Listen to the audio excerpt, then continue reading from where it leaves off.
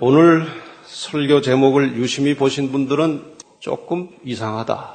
이게 무슨 말일까 하셨을지 모르겠습니다.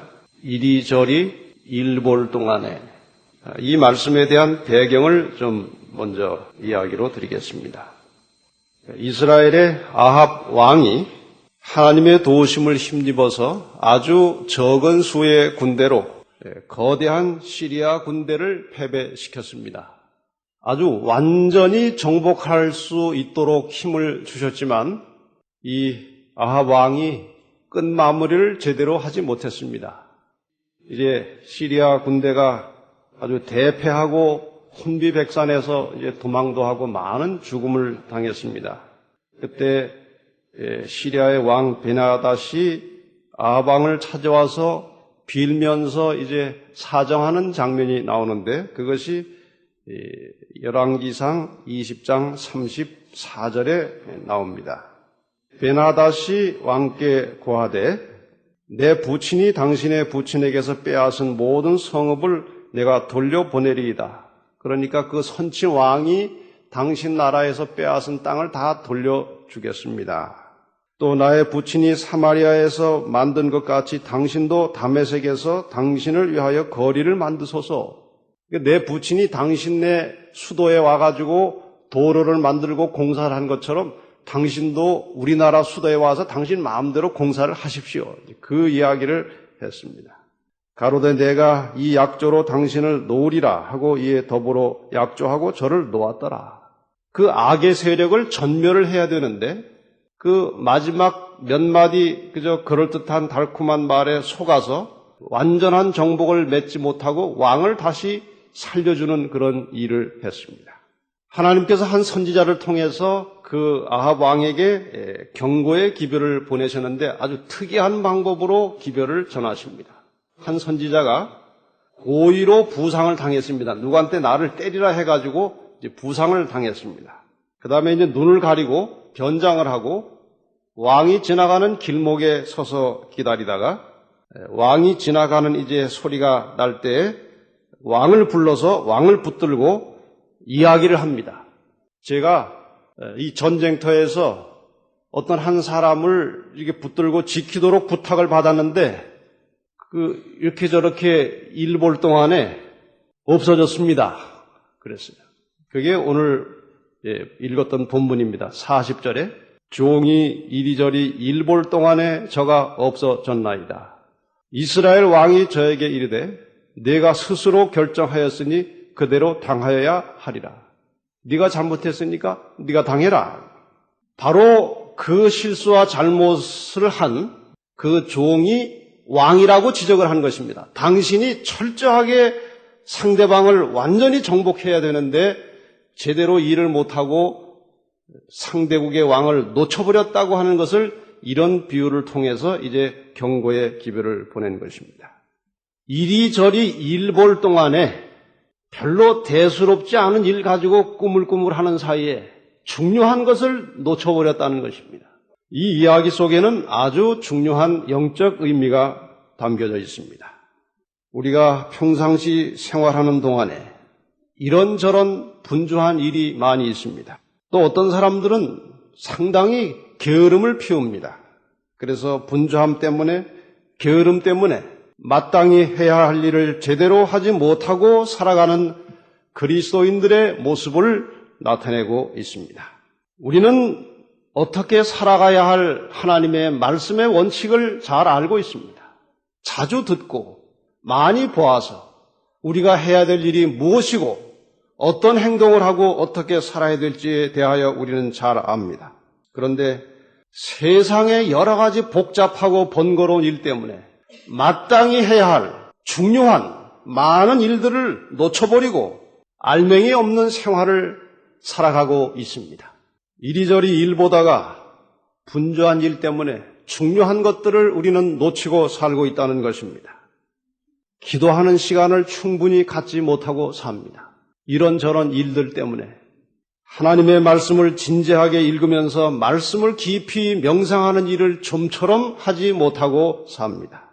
이리저리 일 보다가 그렇게 됩니다.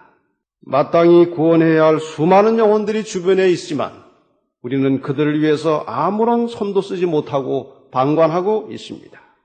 오늘 이러한 우리 자신들의 모습을 살피면서 이리저리 일볼 동안에 라고 하는 제목을 가지고 한번 깊이 생각해 보는 시간을 갖겠습니다. 이 설교는 그 내용상으로 봐서 교리적인 설교, 복음적인 설교, 혹은 교육적인 설교 이렇게 분류가 됩니다만 오늘 이 시간에는 교육적인 내용으로 좀 말씀을 드릴까 합니다. 우선 자신의 실체에 대하여 좀 생각해 보겠습니다. 나는 어떤 사람인가? 나는 어떤 신앙인인가? 고린도후서 13장 5절을 보면 너희가 믿음에 있는가? 너희 자신을 시험하고 너희 자신을 확증하라. 예수 그리스도께서 너희 안에 계신 줄을 너희가 스스로 알지 못하느냐? 그렇지 않으면 너희가 버리운 자니라.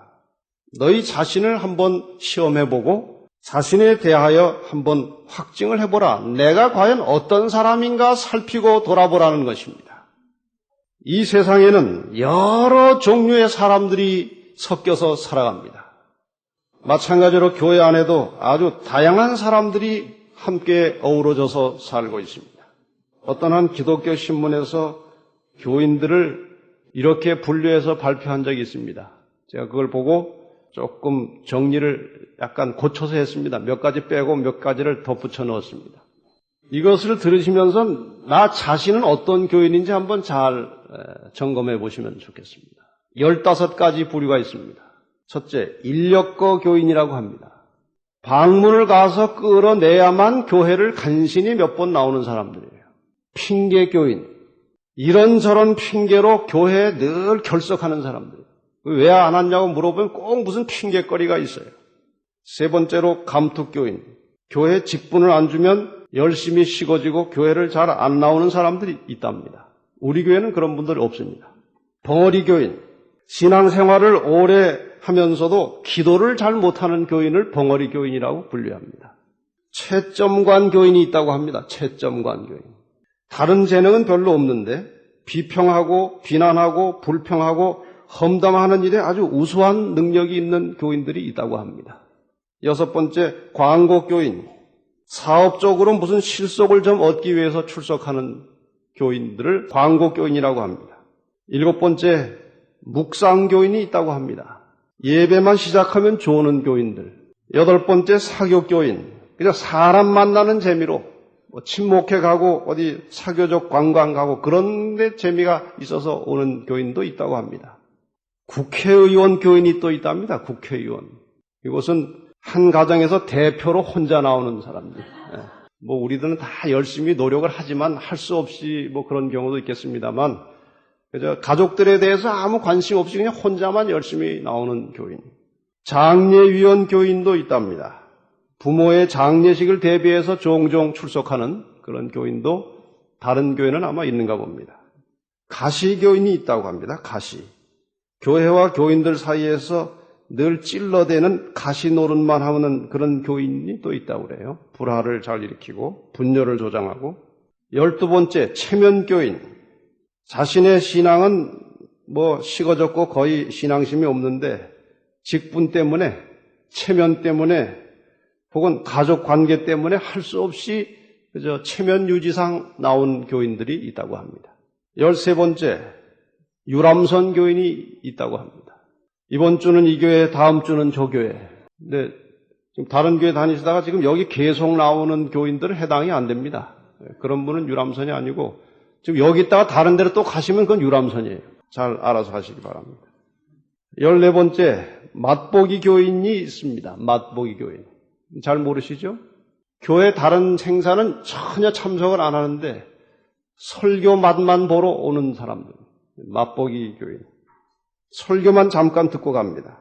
마지막 15번째로 알곡 교인이 있는데 자신의 신앙을 성실히 가꾸면서 항상 영혼구원 사업에 관심을 가지고 열심히 일하는 교인을 알곡 교인이라고 합니다. 혹시 본인이 15가지에 들지 않은 분이 계시면 예배 끝난 다음에 저에게 말씀을 주시기 바랍니다. 그래야 여기다 항목을 또 늘려야 되니까. 대부분이 아마 15종류의 한 부분에 들어갈 것입니다. 사도행전 3장 26절은 이렇게 말씀하십니다. 하나님이 그 종을 세워 복 주시려고 너희에게 먼저 보내사 너희로 하여금 돌이켜 각각 그 악함을 버리게 하셨느니라. 지금 마지막 15번째 알곡 교인을 제외한 모든 부류의 교인들은 현재의 신앙 습성에서 반드시 필요가 있습니다. 그대로 계속 살아서는 안 됩니다. 여기 말씀하시기를 돌이키라고 말씀하십니다. 쉬운 일은 아닙니다. 사람이 자기의 습성이나 자기의 성격이나 자기의 모습을 고치는 것은 정말 어려운 일입니다. 이것은 하나님의 재창조의 능력을 빌리지 않으면 변화가 되지 않습니다. 혹시 말씀을 드리시면서 돌이켜야 될 필요성을 느끼신 분들은 스스로의 능력으로 노력으로 하려고 하시지 말고 돌이킬 수 있도록 하나님께 기도하시기를 바랍니다. 하나님께서 도와주실 것입니다. 이제 우리의 실체, 우리의 실상을 좀 돌아보았고, 두 번째로 우리는 무엇을 해야 하는가?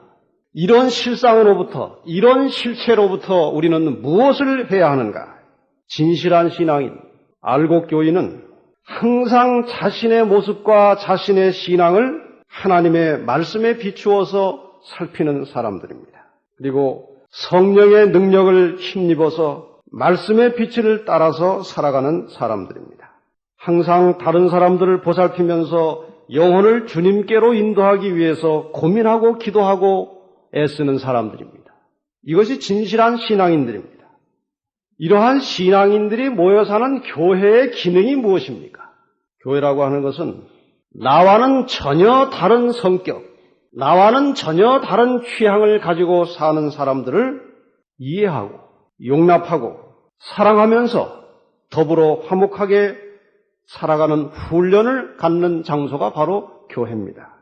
다른 사람을 자꾸 나에게 맞추려고 하지 아니하고 상대방이 하는 일이 죄가 아니라면 내가 상대방을 맞추어서 살아가는 훈련을 하며 사는 것이 바로 교회입니다.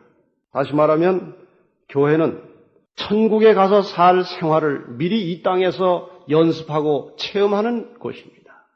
그리고 우리 모두의 힘을 모아서 어둠 속에서 죽어가는 영혼들에게 그리스도의 사랑과 복음을 나누면서 다른 사람에게도 이 생명의 영생의 구원을 증거하고 나누어주는 것이 교회의 필수적인 기본적인 기능이고 사명입니다.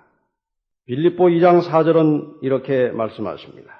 각각 자기 일을 돌아볼 뿐더러 또한 각각 다른 사람들의 일을 돌아보아 나의 기쁨을 충만케 하라. 자기 일을 돌아볼 뿐더러 다른 사람의 일을 돌아보라는 것입니다. 이것은 다른 사람의 사생활을 간섭하라는 말은 절대로 아닙니다. 개개인의 신앙을 가꾸면서 다른 영혼을 주님께로 인도하고 다른 영혼이 함께 천국에 들어갈 수 있도록 같이 돕고 협력하라고 하는 말씀입니다. 그런데 우리의 실상은 어떻습니까? 이리저리 일 볼 동안에 중요한 것, 영적으로 마땅히 해야 할 일들은 다 놓쳐버리고 그저 눈에 보이는 현실적인 인간살이에 몰두해서 살기 때문에 영적인 성장이 좀처럼 이루어지지 않습니다. 교회적으로 보면 이 내부적인 여러 가지 일에 너무나 많은 에너지를 쏟고 있습니다.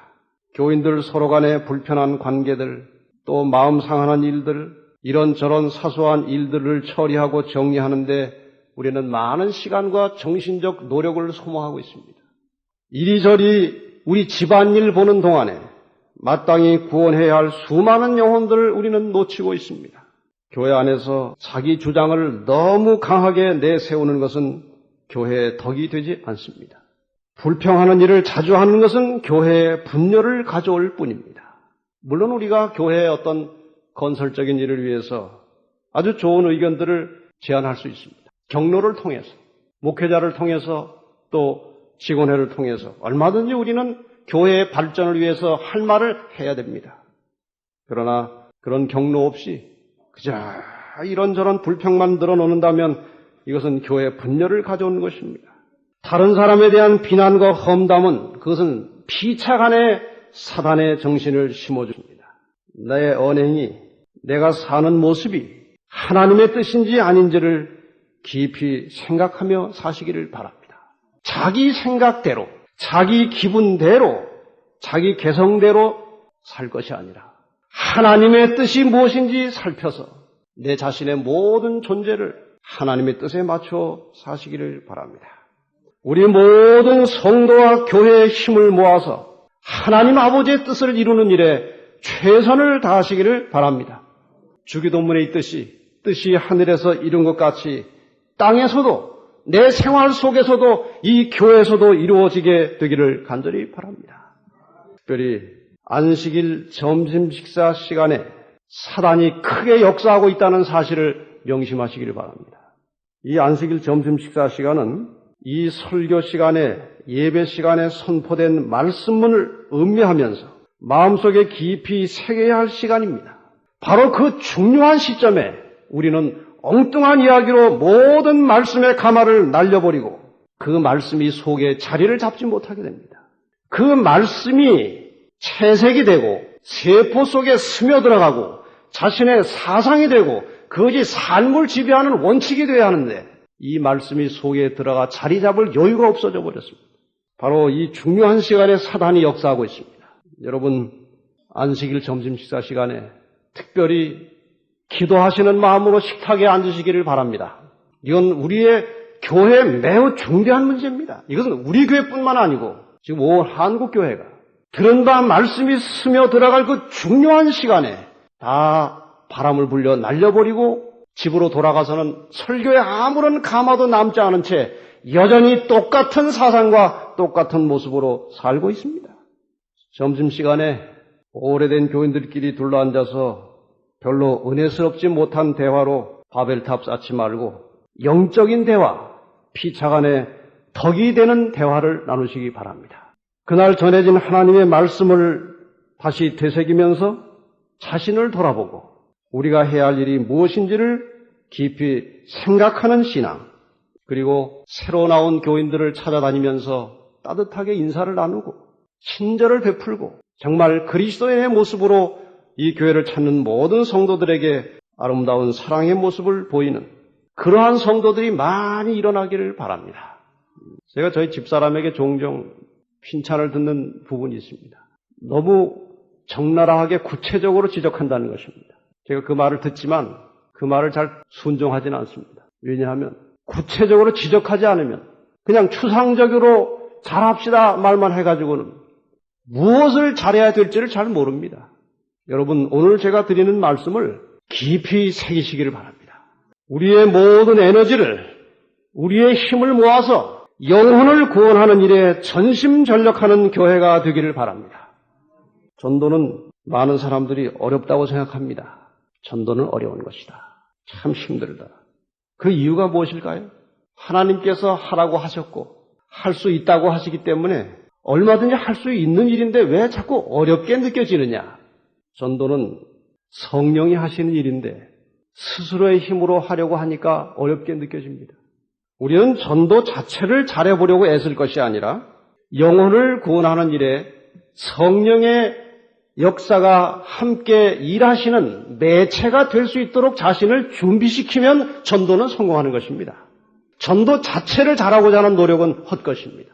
내 자신이 성령의 일하시는 통로가 되기 위해서, 매체가 되기 위해서 늘 자신을 순결하게 정결하게 하나님의 능력에 의지하는 믿음을 키워가면 전도는 쉽게 이루어집니다. 증언복음 3권 212페이지에 이렇게 말씀하십니다. 복음 사업을 그렇게도 무력하게 하는 것은 곧 성령의 결여 때문이다. 학문, 재간, 능변 등의 모든 선천적이거나 후천적인 천품들을 소유하고 있다 할지라도 하나님의 성령의 임재함이 없이는 아무도 마음의 감동을 받지 못할 것이요 그리스도께로 인도될 죄인이 하나도 없을 것이다. 그 반면에 만일 그들이 그리스도와 연합하고 성령의 선물을 소유하고 있다면 가장 보잘것없고 무식한 그의 제자라도 사람의 마음에 호소하는 능력을 가지게 될 것이다. 한 인간의 마음이 돌이켜져서 하나님께 믿음을 가지고 신앙을 고백하게 되는 것은 능변으로 되는 것이 아니고 설득력으로 되는 것이 아니고 성령의 감화로 이루어지는 것입니다. 우리가 정말 자신을 깨끗하게 비우고 순결한 마음으로 성령의 통로가 되기 위해서 기도할 때에 하나님께서 우리를 도우실 것입니다. 어느 조그만 마을에 한 불구 소녀가 난치병으로 누워 있었습니다. 그러던 중에 복음을 듣고 신앙심을 갖게 되었고 구원을 받았습니다. 그런데 몸을 움직일 수 없기 때문에 교회는 나가지 못하고 집에서 늘 기도하고 또 말씀을 테이프로 듣고 성경을 보고 하는 일을 계속했습니다. 그런데 이 난치병으로 집안에 누워있는 이 소녀가 신앙인이 된 다음에 그 소속된 교회가 이상스럽게 영적으로 부흥하고 많은 교인들이 교회로 들어오기 시작했습니다. 아주 교회가 크게 성장하게 되었습니다. 근데 가끔 교회에서 이 소녀에게 방문을 오면 이 소녀가 오늘 아무개 누가 교회에 나왔습니까? 누가 교회에 나오셨습니까? 자꾸 물어요. 나왔다고 하면 참 감사합니다. 더 이상 아무 얘기를 하지 않고 그냥 감사하다는 이야기만 했습니다. 수개월 후에 이 소녀가 병을 이기지 못하고 세상을 떠났습니다. 그런데 그녀의 베개 밑에 56명의 이름이 기록되어 있었습니다. 그 56명이 다 최근에 교회를 나온 사람들이었습니다. 아무런 연락도 안 했지만 그 영혼을 위하여 이 소녀는 계속 기도했습니다. 성령께서 그 심령에 역사했습니다. 그리고 그들이 교회를 나오기 시작했습니다. 사랑하는 여러분들이요, 다른 사람을 위하여 기도하시기 바랍니다. 그럴 때 내가 성숙해지는 것입니다. 이 신앙의 본질은 삶의 중심을 이동하는 것입니다. 자기 중심적인 이기적 삶에서 그리스도 중심적인 이타적인 삶으로 생활의 중심을 이동하는 것이 신앙의 본질입니다. 그리스도 중심으로 다른 사람을 위한 이타적인 삶으로 사고방식을 바꾸고 생활방식을 바꾸는 것이 신앙의 중심입니다. 시대소망 339페이지와 340페이지에 보면 우리가 구주께 더 가까워지는 것은 구원의 좋은 소식을 전파하기 위하여 일하는 중에 되는 일이다. 우리가 예수 그리스도를 점점 더 가까이 닮아지게 되는 것은 구원의 좋은 소식을 전파하기 위해서 일하는 중에 되는 것이다. 여러분, 주님 닮기 원하십니까? 주님의 품성을 닮기 원하십니까? 여기 그 일은 저절로 되는 것이 아니고 기도만 가지고 되는 것이 아니고 열심히 기도하며 구원의 소식을 다른 사람에게 전하기 위하여 일하는 중에 그런 역사가 일어난다고 말씀하셨습니다. 신앙생활에 기쁨과 만족이 없으면 내가 지금 다른 영혼들에게 복음을 전하고 그들을 하나님께 인도하기 위해서 일하고 있는지를 생각해 보시기를 바랍니다. 내 입술에 불평과 험담이 자주 나오고 불편하고 싫은 사람들이 계속 있다면 내가 영혼 구원 사업에 동참하고 있는지를 다시 한번 생각해 보시기를 바랍니다. 신앙의 성장이 없고 좀처럼 성품의 변화가 일어나지 않는다면 내가 지금 주님을 다른 사람들에게 소개하며 살아가는지를 살펴보시기 바랍니다. 전도할 지식이 없으면 전도할 영혼들을 위하여 계속 기도하면서 시조나 또 전도지나 이런 인쇄물을 기도하면서 사람들에게 보내시면 성령께서 그들의 심령에 역사하실 것입니다. 전도할 대상이 가까이 없고 멀리 있다면 그들을 위해서라도 같은 방법으로 선교적 관심을 가지고 움직여 활동하시기 바랍니다. 전도할 대상이 없으면 전도할 대상을 달라고 기도하시기 바랍니다. 하나님께서 우리에게 전도할 대상을 주실 것입니다. 우리의 개인적 신앙이 살아나고 교회가 부흥하고 성장할 수 있는 유일한 길은 우리의 모든 힘과 뜻을 모아서 선교적 활동에 전심전력할 때 신앙도 살고 교회도 사는 것입니다. 우리 주님이 오시는 그날 우리 교회에 구원받는 성도들이 많이 일어나게 되기를 바랍니다. 우리가 하늘에 가서 우리 교회를 통해서 복음을 받고 이렇게 영생의 구원을 얻었다고 하는 사람들이 많이 나타나서 만남의 기쁨을 얻게 되기를 바랍니다. 디모데전서 4장 15절과 16절의 말씀을 읽고 마치겠습니다. 이 모든 일에 전심전력하여 너의 진보를 모든 사람에게 나타나게 하라. 내가 내 자신과 가르침을 삼가 이 일을 계속하라. 이것을 행함으로 내 자신과 내게 듣는 자를 구원하리라.